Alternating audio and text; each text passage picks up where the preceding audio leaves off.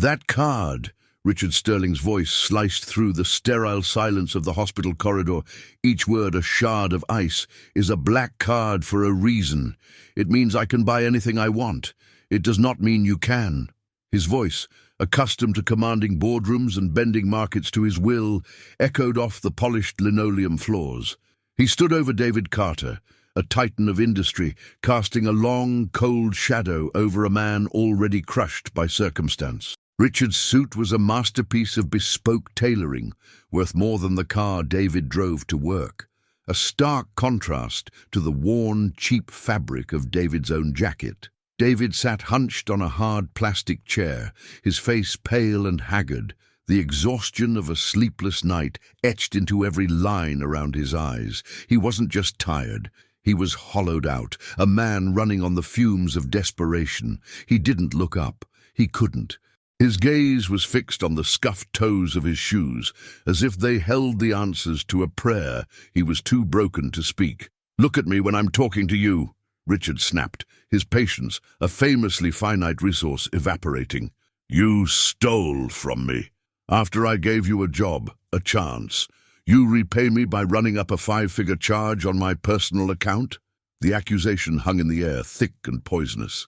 A nurse pushing a medication cart slowed, her eyes wide with curiosity, before a glare from Richard sent her scurrying away. This was a private execution, and Richard Sterling did not appreciate an audience. David finally lifted his head. His eyes were red-rimmed, not with defiance, but with a profound soul-deep weariness. "Mr. Sterling, please, I can explain." His voice was a dry rasp, the sound of a man who had spent hours whispering pleas to a universe that refused to listen. "Explain?" Richard laughed, a harsh, grating sound devoid of any humor. "There's nothing to explain. The charge is from this hospital, for a pediatric emergency procedure. What a pathetic angle. You thought using a sick kid would make it okay? Did you really think I was that stupid?" He paced in front of David, a caged predator radiating menace. "Let me guess. You have a gambling problem, a drug habit. You saw an opportunity, a way to get a quick score, and you took it. You're no different from every other leech I've ever met." David flinched as if struck. The injustice of the words was a physical blow. He held up a hand, trembling slightly. "It was for my daughter, sir. Amelia. She couldn't breathe." The words came out in a choked whisper, heavy with the terror of the memory. "She was admitted last night. It was an emergency. They said they couldn't start the treatment unless I paid a deposit. I didn't have it. I didn't have anything. And that's my problem. How?" Richard's voice dropped to a low, dangerous growl. He leaned in, invading David's space, his cologne, a scent of sandalwood and cold cash, overwhelming the antiseptic smell of the hospital. "You think your sob story gives you the right to my money. I gave you a test, Carter, a simple test of character at the pharmacy, and you failed it then. I should have fired you on the spot. But this is grand larceny." David's face crumpled. "The pharmacy? I used my own money, sir, the last of it, for your prescription. You never paid me back. That was the money for her inhaler." Richard straightened up, a look of pure contempt on his face. "Excuses. Always excuses. You think $180 gives you the right to charge thousands. You're not just a thief, Carter. You're an idiot." He pulled out his phone, his thumb hovering over a contact. "I'm calling the police, and then I'm calling hospital security. I will have you dragged out of here in handcuffs. You will never work in this city again." The threat was not an exaggeration. It was a promise. Richard Sterling had the power to erase a man, and he was about to do it with the same casual indifference he'd used to close a business deal. David's last shred of hope shattered. He looked toward the double doors of the pediatric ICU, where his daughter, Amelia, was fighting for every breath. He had failed her. He had committed a crime to save her, and now he was going to prison, leaving her alone. Tears finally spilled from his eyes, hot and silent. He didn't beg. He didn't argue. He just sat there, a broken man waiting for the final blow to fall. "This is what happens when you cross me," Richard said, dialing the number. "A lesson you'll have plenty of time to contemplate." Just as he was about to press the call button, a doctor in blue scrubs pushed through the ICU doors, looking tired but focused. He spotted David immediately. "Mr. Carter?" David looked up, his face a mask of despair. The doctor's expression softened with professional sympathy. "I have an update on Amelia. We've managed to stabilize her for now. Starting the Trikafta so quickly was crucial. For a case of cystic fibrosis this advanced, getting that initial dose administered was nothing short of a miracle." Richard's thumb froze over his phone screen. His entire body went rigid. The sounds of the hospital, the distant beep of a monitor, the squeak of a cart's wheels, the overhead page for a doctor, faded into a dull, roaring silence. Only one phrase remained, echoing in the vast, empty chamber of his mind, a ghost from a locked and forgotten room. Cystic fibrosis. He slowly lowered his phone, the smooth, cold glass suddenly feeling alien in his hand. The name of the disease, a name he hadn't heard spoken aloud in 25 years, had just struck him with the force of a physical impact, cracking the marble facade of his rage and revealing something raw and bleeding underneath. The scent of Italian leather and arrogance filled the silent interior of the Rolls-Royce, a sanctuary of wealth gliding through the bustling streets of New York City. Just 1 week prior, David Carter had been sitting in this very seat, his gratitude for the new job a fragile layer over his latent desperation. Richard Sterling, a billionaire forged in the cold steel of real estate, had observed him through the rearview mirror, his eyes missing nothing. To Richard, people were pawns on his chessboard, and this new driver was a piece he had yet to fully assess. David, a man in his early 40s, with the weight of the world on his shoulders, kept his eyes on the road, his posture perfect, his movements precise. He needed this job. He needed it more than he had needed anything in a long time. His daughter, 7-year-old Amelia, had a persistent cough, a wheeze in her chest that the doctors at the free clinic had diagnosed as a severe form of asthma. The inhalers and medications were a constant draining expense, a monthly financial hurdle he barely cleared. This job, driving for one of the city's richest men, was a lifeline. It meant better insurance was on the horizon, better doctors for Amelia, a chance to finally breathe easy himself. The car stopped smoothly in front of a modest-looking pharmacy on Lexington Avenue. "Carter?" Richard's voice was sharp, a command, not a request. "I need you to pick up a prescription for me. It's a rare compound, expensive. I've forgotten my credit card at the office." It was a deliberate, calculated lie. The cool, heavy weight of the titanium American Express Centurion card in his breast pocket was a constant reminder of his power. This wasn't about the medication. This was a game, a cruel, simple test to measure the subservience of the man behind the wheel. He wanted to see how far he would bend. "Of course, Mr. Sterling," David replied, his heart sinking. The calm professionalism in his voice betrayed none of the sudden panic that seized him. He had exactly $200 in his wallet, cash carefully set aside for the rent and, more crucially, for Amelia's next round of medication. He knew with a dreadful certainty what was coming next. "Use your own money. I will reimburse you generously," Richard added, his eyes narrowing slightly as he savored the flicker of hesitation he saw in the mirror.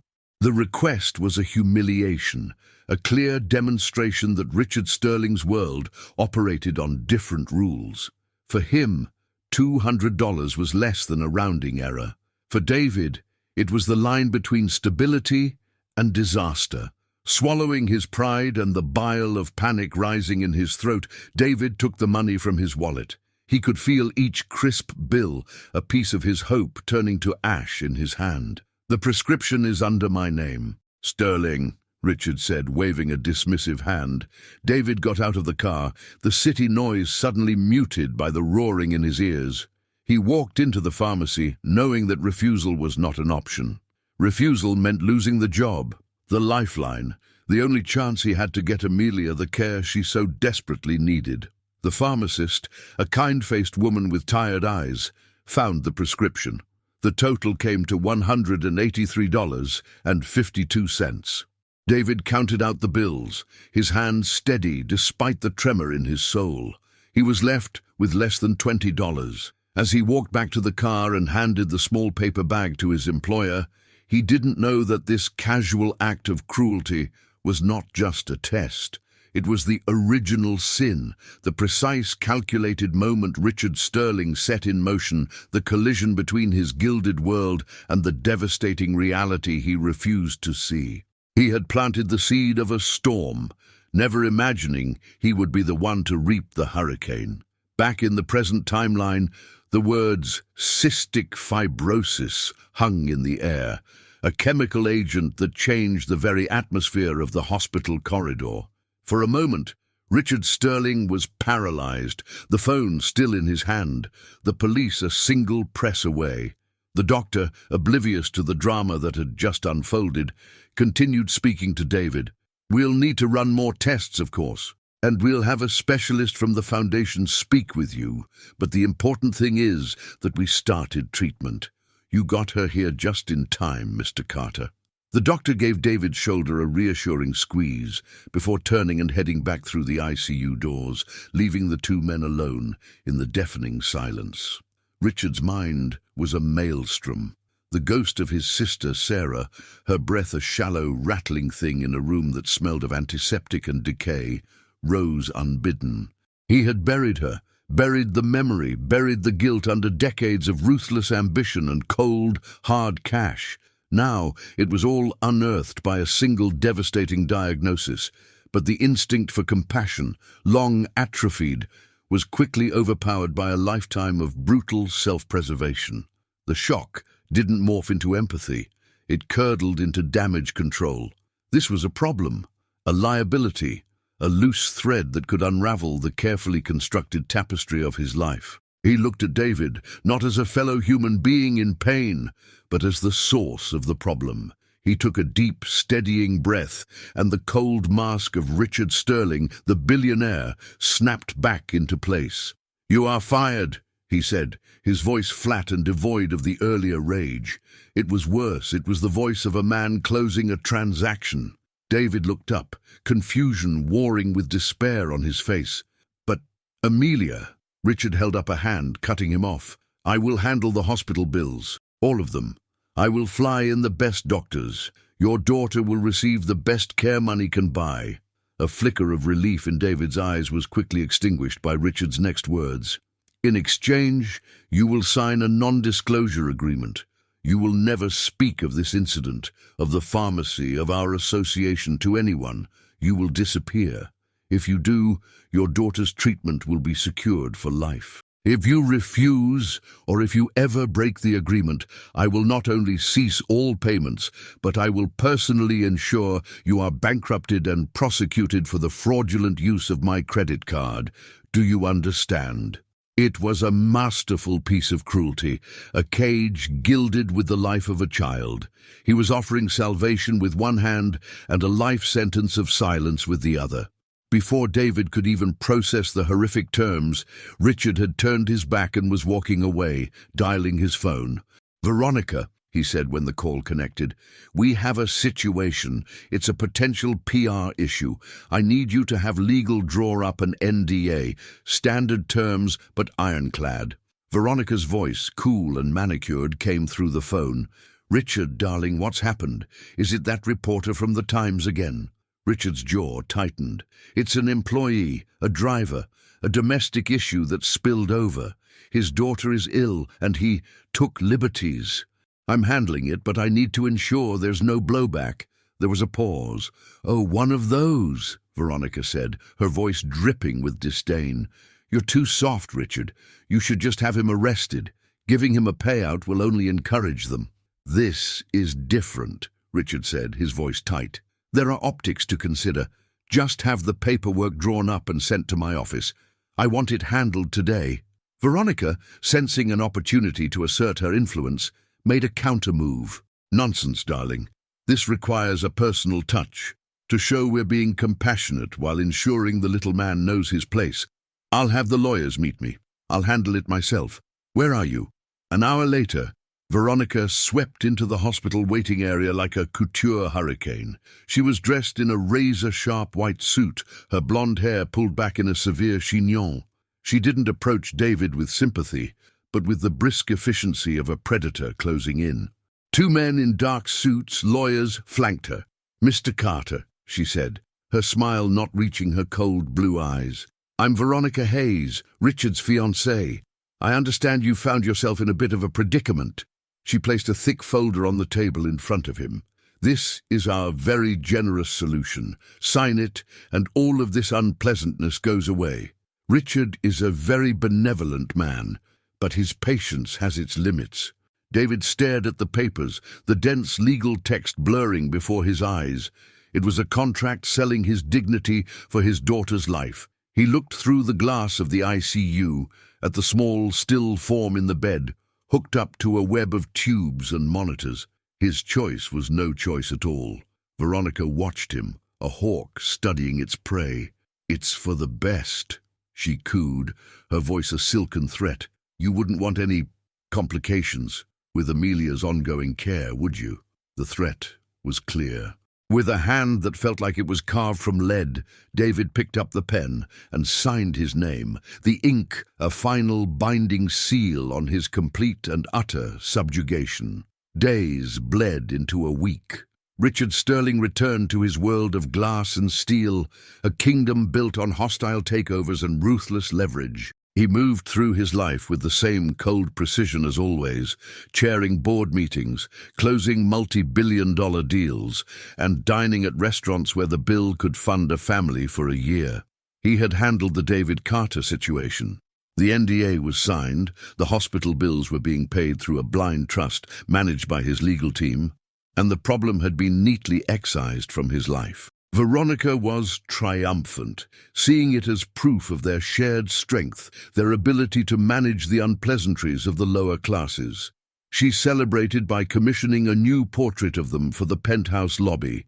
In her mind, the crisis was averted, their power affirmed. But for Richard, something was fundamentally wrong. The machine was running smoothly on the outside, but a critical gear had fractured deep within. He found himself distracted, his focus splintering at odd moments. During a tense negotiation over a downtown skyscraper, his mind drifted from zoning laws to the antiseptic smell of the hospital corridor. The words cystic fibrosis would surface without warning, a ghost in the machine of his thoughts. He pushed them down with brutal efficiency, burying them under financial projections and legal jargon. But the memory of his sister, Sarah, was becoming a more frequent and unwelcome visitor. He remembered her small, frail hand in his, the rattling sound of her breath in the quiet of her bedroom, a sound he hadn't thought of in over 2 decades. He told himself it was a coincidence, a fluke. He had solved the problem with money, the way he solved everything. Yet the solution felt hollow, the victory Pyrrhic. The seed of doubt had been planted, and in the sterile environment of his curated life, it was beginning to germinate. The evidence that would crack his armor arrived not as a dramatic confrontation, but as a quiet, mundane piece of mail. His monthly statement for the American Express Centurion card was not something that appeared in a digital inbox. It was hand-delivered by a private courier, a thick, cream-colored envelope containing a meticulously detailed breakdown of his expenditures. It was a document he usually glanced at for less than a minute before passing it to his personal accountant. He slit it open with a silver letter opener, his mind already on his next meeting. He scanned the lines of charges. 5,000 for a case of Chateau Margaux, 20,000 for Veronica's latest shopping spree at Bergdorf's, the usual litany of his life's cost. And then he saw it, the charge from Mount Sinai. He expected a single lump sum line item, but his account was different. It demanded complete itemization. The charge was broken down. The line read, Mount Sinai Pediatric CF Clinic, Initial Trikafta Treatment Protocol, Patient, Amelia Carter. Richard stared at the paper, his breath caught in his chest. It wasn't just a generic pediatric charge, it was specific, factual, unambiguous. CF Clinic. not the general ward. A specialized clinic. He knew what that meant. It meant long-term, dedicated care. It meant the diagnosis was not a guess or a lie David had cooked up on the spot. It was an established medical reality. Then he saw the other word, Trikafta, a word that meant nothing to the average person, a word a desperate grifter pulling a scam wouldn't know to use. It was the name of a specific, cutting-edge and astronomically expensive drug, the kind of detail that could only be real. The paper in his hands, a simple accounting statement, had become a damning piece of evidence. It was cold, hard data, the language Richard understood better than any other. And the data told him that David Carter was not lying. The story Veronica had helped him build, the narrative of a common thief using a fake illness as leverage, crumbled under the weight of that single line of text. He was holding the proof in his hands. But his pride, a fortress built over a lifetime, refused to accept it. What would you do if you were in his shoes? Would you listen to that quiet voice of doubt, or would you double down on the lie to protect the world you've built? Veronica walked into his study, draping a silk-clad arm over his shoulder. "What are you looking at so intently, darling? Another one of your conquests?" He folded the statement quickly, his movements stiff. "Just an accounting detail," he lied, his voice sounding foreign in his own ears. But as he looked out at the New York skyline, a city he owned, he had never felt less in control. The numbers didn't lie, and for the first time, he was terrified that he had made a catastrophic, unforgivable mistake. The doubt was a splinter under his skin. The credit card statement sat in his locked desk drawer, but its contents were seared into his mind. Pediatric CF clinic, Trikafta. These were not the words of a common grifter. They were specific, technical, and terrifyingly authentic. For the first time in his adult life, Richard Sterling was forced to confront the possibility that his vast, formidable intelligence had been wrong. The thought was so alien, so destabilizing, that he initially rejected it. He went through the motions of his life, a machine of perfect efficiency. He was ruthless in meetings, charming at charity galas, and coolly affectionate with Veronica. But beneath the surface, the splinter of doubt was festering, poisoning his certainty. He needed more data. He couldn't trust his feelings, but he could trust facts. The investigation began not with a private detective, but with a quiet, encrypted call to Dr. Alistair Finch, a renowned pulmonologist whose research wing at Stanford was heavily funded by a Sterling foundation. "Alistair," Richard said, his voice casual as he stared out his penthouse window at the sprawling city below. "Hypothetical question for you. Cystic fibrosis." He heard a slight shift on the other end of the line. "Richard, to what do I owe the pleasure? It's not a topic I'd associate with you." "Indulge me," Richard said, his tone leaving no room for argument. "I'm vetting a new charitable investment. I've come across a case. A child, 7 years old, advanced stages. They've just started her on Trikafta." There was a low whistle from Dr. Finch. "Trikafta? For a 7-year-old? That's the nuclear option, Richard. It's a miracle drug, but you only deploy it when the situation is dire. We're talking about a child on the verge of catastrophic lung failure. The fact that they got the treatment started at all is remarkable. The cost is astronomical, and the protocols are incredibly strict." Richard's knuckles were white where he gripped the phone. "So it's not a common treatment." "Common?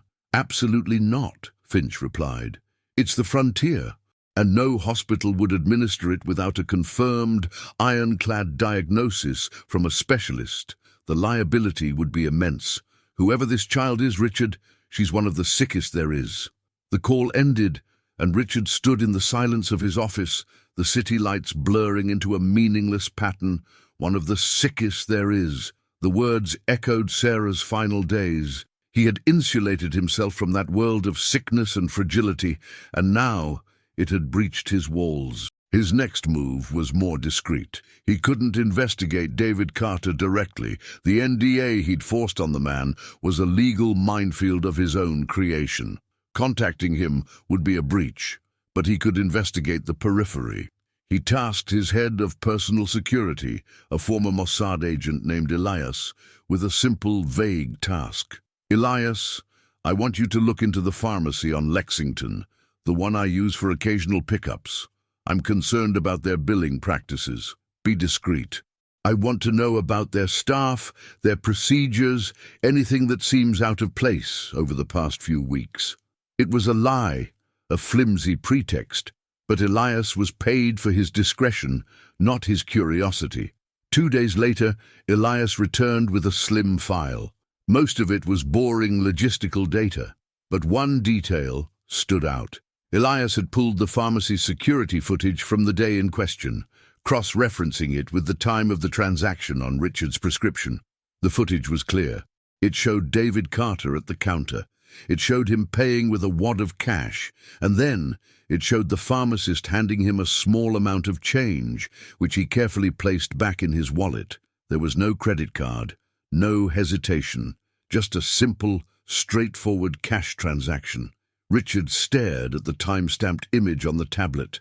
The proof was irrefutable. David hadn't lied about the pharmacy. He had used his own money. The money he claimed was for his daughter's inhaler.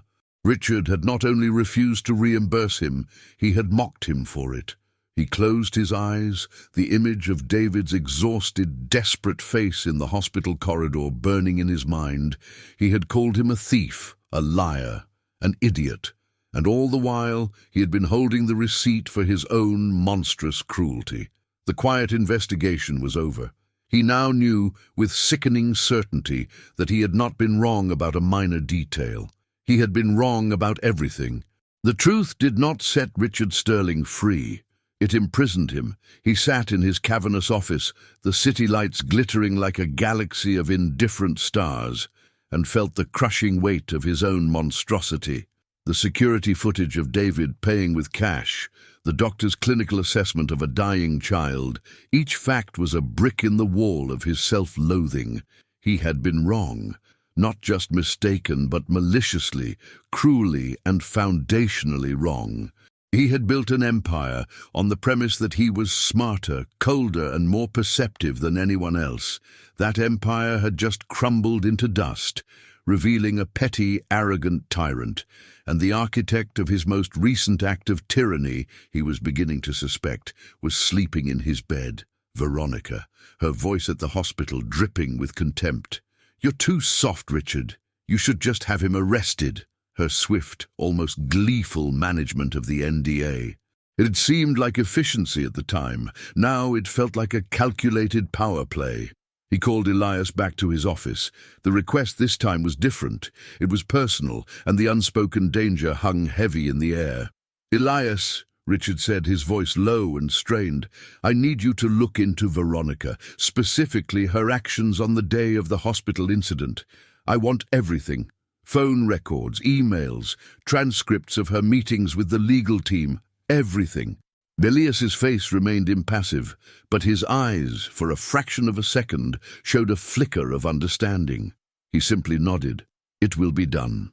The wait was agonizing. Richard moved through his days like an automaton, the gears of his mind grinding on a single, terrible problem. He couldn't look at Veronica without seeing a stranger, a beautiful, polished viper he had welcomed into his home. The portrait she had commissioned now seemed like a grotesque mockery, a monument to their shared corruption. 2 days later, Elias entered the office and placed a single, unmarked tablet on Richard's desk. He didn't speak. He just gave a slight nod and left, closing the heavy doors with a soft click. Richard's hand trembled as he picked it up. He tapped the screen. It was a video file.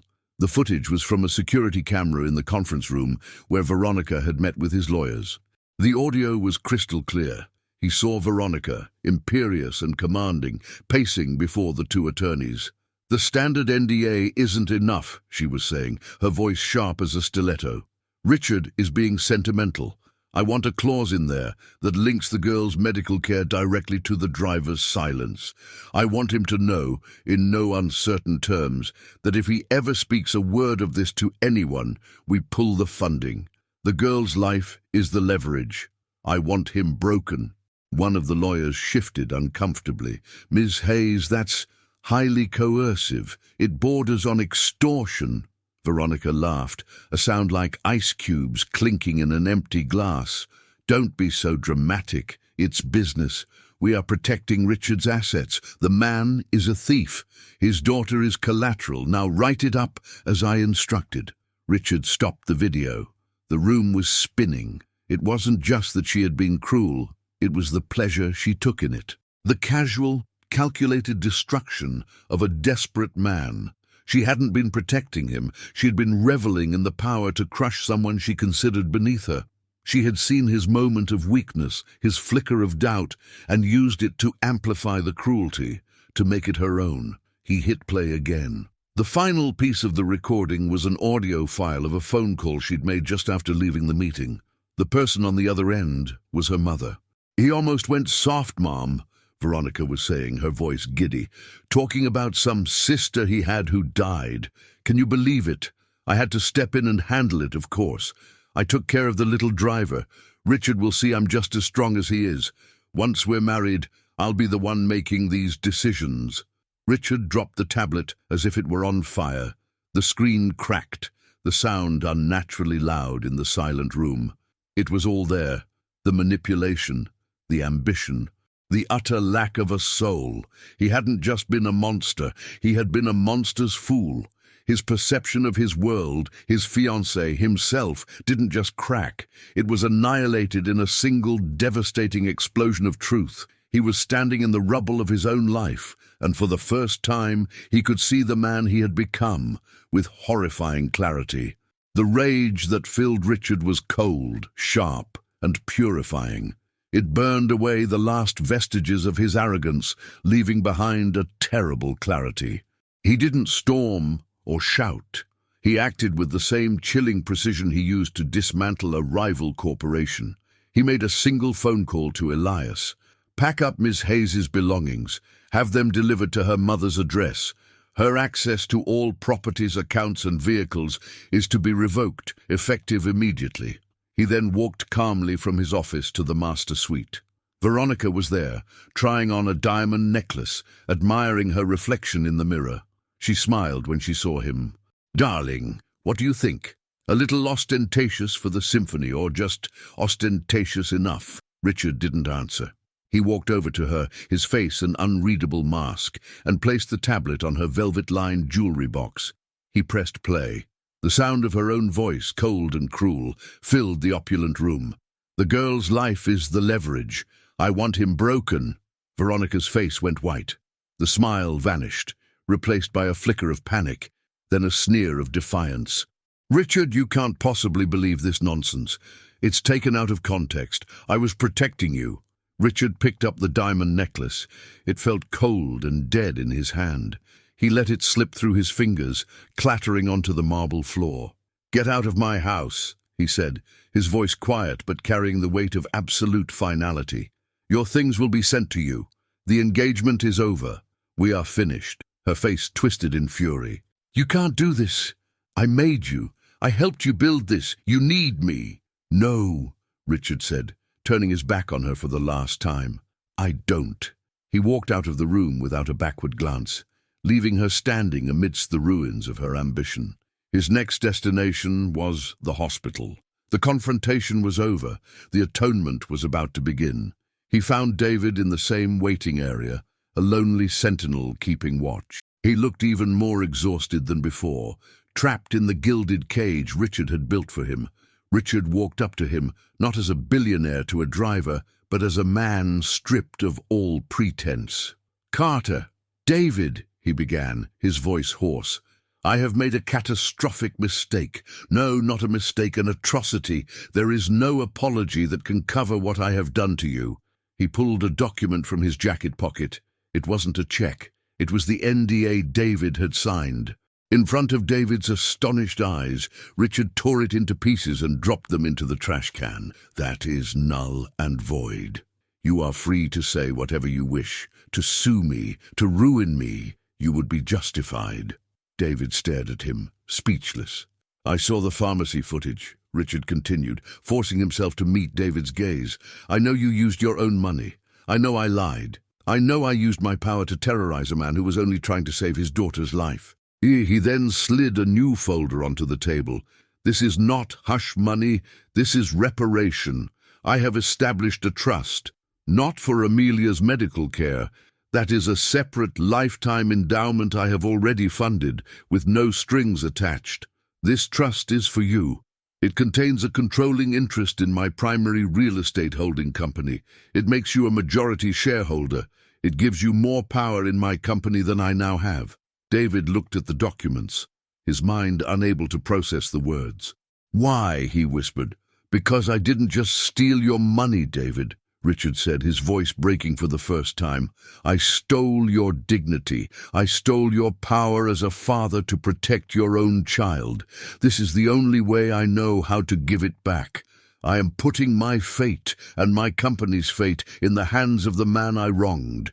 You can destroy me with it, and I will not stop you. It is your right." He pushed the folder closer to David. "The choice is yours. That is my atonement." 6 months later, the sterile, silent penthouse that had once been Richard's fortress was gone. He had sold it, along with the Rolls-Royce, the private jet, and the art collection curated by Veronica. He now lived in a comfortable but modest brownstone in a quiet, tree-lined neighborhood. The proceeds from the sales had been funneled into a new foundation he had created, the Sarah Sterling Foundation for Rare Disease Research, a living monument to the sister he had failed and the child he had almost destroyed.